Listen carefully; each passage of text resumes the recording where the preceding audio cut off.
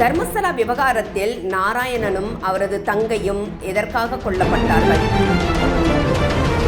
நாராயணனின் தந்தை யார்? சிறப்பு புலனாய்வு குழு யாரிடம் அறிக்கையை சமர்ப்பிக்கும்? மாநில அரசிடம் சமர்ப்பிக்க வேண்டுமா என்பதை இந்த வீடியோவில் பார்க்கலாம். தர்மஸ்தலா வழக்கில் சௌஜன்யாவுக்கு என்ன நேர்ந்தது? பிரேத பரிசோதனை அறிக்கையின்படி சௌஜன்யா உடலில் இருந்த 2 DNA யாருடையது? ஏன் இன்னும் முறையான நீதி கிடைக்கவில்லை என்ற பல்வேறு கேள்விகள் எழுந்துள்ளன. யார் நிழலில் அவர்கள் இருக்கிறார்கள்? உண்மையை ஏன் அதிகாரிகள் மறைக்கிறார்கள்? போன்ற பல்வேறு கேள்விகள் எழுந்தவாறு இருக்கின்றன.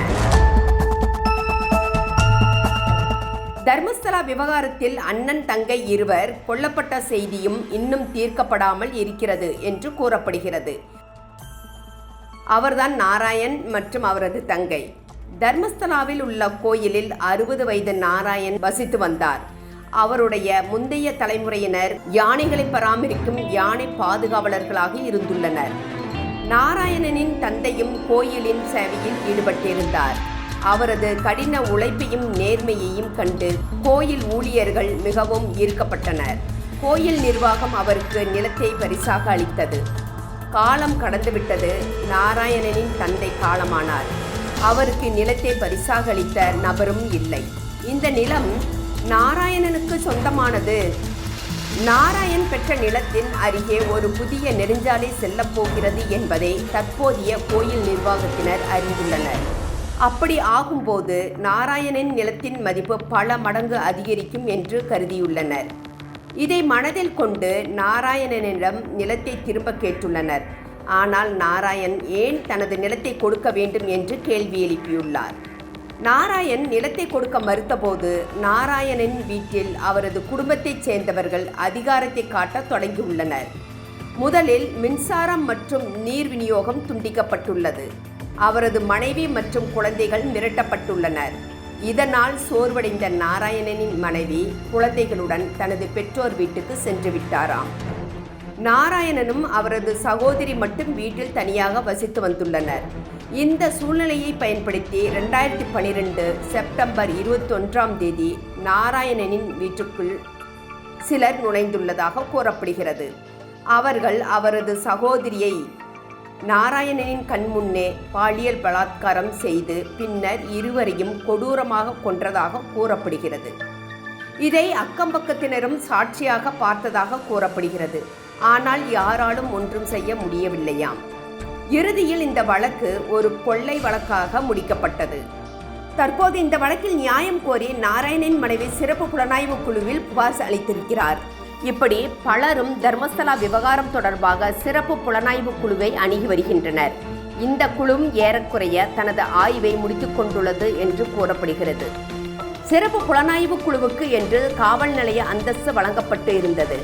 யாரும் பெல்தங்கடி காவல் நிலையத்தை அணுக வேண்டியதில்லை என்று கூறப்பட்டது. தற்போது கூடுதல் அதிகாரம் ஒன்று SITக்கு வழங்கப்பட்டுள்ளது என்பதை விட அந்த அதிகாரம் SITக்கு கட்டுப்பட்டது. விசாரணையை முடித்த பிறகு சிறப்பு புலனாய்வு குழு பெல்தங்கடி தாலுகாவின் முதன்மை சிவில் நீதிபதி மற்றும் நீதித்துறை முதல் வகுப்பு நீதிபதியிடம் முழு விசாரணை அறிக்கையை சமர்ப்பிக்கும். SIT எந்த இடைக்கால அறிக்கையையும் மாநில அரசுக்கு சமர்ப்பிக்க வேண்டியதில்லை. மாநில அரசு இந்த விவகாரத்தில் தன்னை ஈடுபடுத்திக் கொள்ளவும் இல்லை.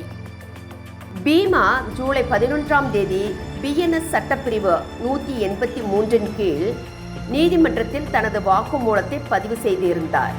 ஜூலை 3 தர்மஸ்தலா காவல் நிலையத்தில் தாக்கல் செய்த புகாரில் முன்னாள் துப்புரவு தொழிலாளியான பீமா 1995 முதல் 2014 வரை தர்மஸ்தலா கோயில் நிர்வாகத்தில் பணியாற்றியதாக கூறியுள்ளார். அப்போது கோயில் வளாகத்தில் 100க்கும் மேற்பட்ட பாலியல் கொலைகள் நடந்ததாக கூறி அடையாளப்படுத்தி இருந்தார். SIT விசாரணை மேற்கொண்டு வருகிறது. குற்றவியல் நடைமுறையின்படி மாநில அரசு இடைக்கால அல்லது முழு அறிக்கை சமர்ப்பிக்குமாறு கோர முடியாது என்று அரசு வட்டாரங்கள் தெரிவித்துள்ளன. இருப்பினும் உயர் நீதிமன்றங்கள் இடைக்கால அறிக்கைகளை கோரலாம். தர்மஸ்தலா விவகாரத்தில் SIT BNS பிரிவு 193 கீழ் முழு அறிக்கை அல்லது குற்றப்பத்திரிகையை பெல்தங்கடி நீதிமன்றத்தில் சமர்ப்பிக்க வேண்டும். எஸ்ஐடி அறிக்கையை சமர்ப்பிக்க 90 நாட்கள் அவகாசம் உள்ளது. அறிக்கையை ஒப்படைத்த பின்னர் பிஎன்எஸ் பிரிவு 193 கீழ் மேலும் விசாரணைக்காக நீதிமன்றத்திடம் எஸ்ஐடி கோரிக்கை வைக்கலாம். எஸ்ஐடி அரசாங்கத்திற்கு இடைக்கால அறிக்கையை சமர்ப்பிக்க வேண்டும் என்ற எதிர்க்கட்சியான பிஜேபியின் கோரிக்கைக்கு சட்டப்பூர்வ அங்கீகாரம் இல்லை. எஸ்ஐடி அதிகபட்சமாக உள்துறை அமைச்சர் அல்லது முதலமைச்சரிடம் இந்த வழக்கு குறித்து விளக்கம் மட்டுமே அளிக்கலாம். கர்நாடக அரசு ஜூலை 19 எஸ்ஐடி அமைத்தது. ஆனால் அதன் பணிகளில் தலையிடவில்லை. தற்போது தொடர்ந்து எதிர்க்கட்சியான பாஜக எழுப்பி வரும் கேள்விகளுக்கு துணை முதல்வர் டி.கே. சிவகுமார் அளித்திருக்கும் பதிலில், முகமூடி அணிந்த நபர் புகார் அளித்த நாளில் பாஜக ஏன் குரல் கொடுக்கவில்லை? அவரது புகார் தவறானது என்று ஏன் கூறவில்லை? சிறப்பு விசாரணை குழு அமைக்கப்பட்ட முதல் நாளிலேயே அவர்கள் ஏன் குரல் கொடுக்கவில்லை? தர்மஸ்தலத்தை அரசியலாக்க நாங்கள் விரும்பவில்லை. தர்மஸ்தலத்தின் கௌரவத்தை பாதுகாப்பதே எங்களது கடமை. தவறு செய்தவர்கள் தண்டிக்கப்பட வேண்டும். நீதிமன்றத்தில் புகார் அளித்த பிறகும் அரசாங்கம் விசாரிக்காவிட்டால் பாஜக என்ன சொல்லியிருக்கும்? அவர்கள் விமர்சித்திருக்க மாட்டார்களா? சிறப்பு விசாரணை குழுவை வரவேற்றவர்கள் இன்று ஏன் மாற்றி பேசுகிறார்கள்? புகார்களை எவ்வாறு தீர்க்க வேண்டும் என்பதை சிறப்பு புலனாய்வு குழு முடிவு செய்யும்.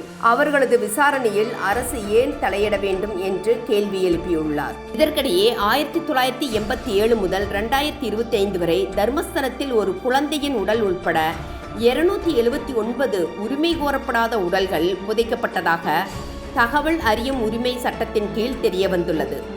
279 உரிமை கோரப்படாத உடல்களில் 219 உடல்கள் ஆண்களின் உடல்கள், 46 உடல்கள் பெண்களின் உடல்கள் என்று தெரியவந்துள்ளது.